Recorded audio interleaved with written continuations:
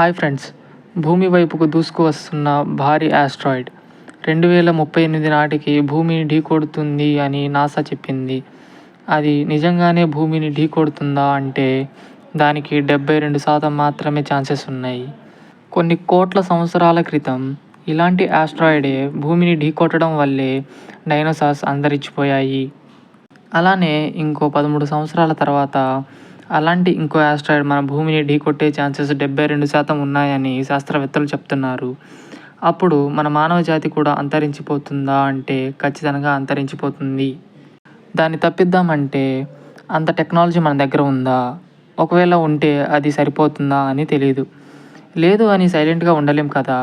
అన్ని దేశాల అంతరిక్ష సంస్థలు కలిసి ఏదోలా ఈ ఆపద నుంచి భూమిని కాపాడే ప్రయత్నం చేస్తున్నారు. ఏ ఆస్ట్రాయిడ్ అయినా మన భూమిని ఢీకొట్టడానికి వస్తే దాని డైరెక్షన్ చేంజ్ చేసే ఒక టెక్నాలజీ మన దగ్గర ఉంది. అది 26 సెప్టెంబర్ 2022లో పేలుడు పదార్థం నింపి పంపించిన డ్రాఫ్ట్ స్పేస్ క్రాఫ్ట్ పోయి 500 అడుగుల వెడల్పు ఉన్న ఆస్ట్రాయిడ్ని ఢీకొట్టింది. అప్పుడు అది కొంచెం తన ఆర్బిట్ నుంచి జరిగింది.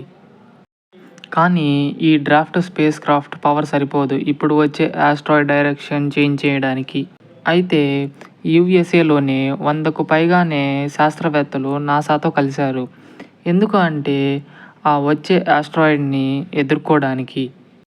అయితే 2028లో అంటే ఈ సంవత్సరమే near earth object surveyor space telescope, దీన్ని సింపుల్గా నియో సర్వేయర్ అంటారు. ఈ నియో సర్వేయర్ భూమికి దగ్గరలో తిరుగుతూ మన భూమి వైపుకు వస్తున్న ఆస్ట్రాయిడ్ని కనిపెడుతూ ఉంటుంది. అయితే 2038లో వచ్చే ఆస్ట్రాయిడ్ భూమిని ఢీకొడుతుంది అని నాసా చెప్పినప్పటికీ దానికి సంబంధించిన ప్రూఫ్స్ క్లారిటీగా లేవు. అయితే ఆ ఆస్ట్రాయిడ్ మన భూమి వైపుకు వస్తుంది అనుకునే లోపే సూర్యుడి చుట్టూ తిరగడం మొదలైంది. దానికి సమయం 7 నెలల దాకా పట్టింది. అంతేకాని భూమి వైపుకు అయితే రావడం లేదు. అయితే గతంలో ఇలాంటి పుకార్లే పుట్టుకు వచ్చాయి.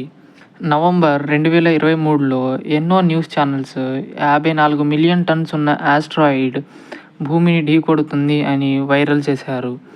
అయితే నాసా స్టార్టింగ్లో దాన్ని గుర్తించలేకపోతున్నామని చెప్పింది. తర్వాత అది మన వైపుకు రావట్లేదు అని చెప్పింది. అయితే 2038లో వచ్చే ఆస్ట్రాయిడ్ గురించి కూడా అలానే అయ్యుంటుంది కదా అని శాస్త్రవేత్తలు అనుకుంటున్నారు. అయితే నిజం ఏంటంటే 2038లో వచ్చే ఆస్ట్రాయిడ్ ఢీకొనేది భూమిని కాదంట. అదంతా సిమ్యులేషన్ అనే ప్రాజెక్టులో భాగమని తెలిపారు. ఒకవేళ నిజంగానే అలాంటిది జరిగితే అందరూ కలిసి దాన్ని ఎదుర్కోవాలని ఇప్పటి నుంచి 2038లో ఉన్న దాని మీద పరిశోధనలు చేస్తున్నారు. నిజంగానే వచ్చే టైంకి మనం ఇంకా అడ్వాన్స్గా ఉండవచ్చు. దాన్ని ఎదుర్కొనే సామర్థ్యం మన దగ్గర ఉంటుంది. అందుకే ఇలా చెప్పారు.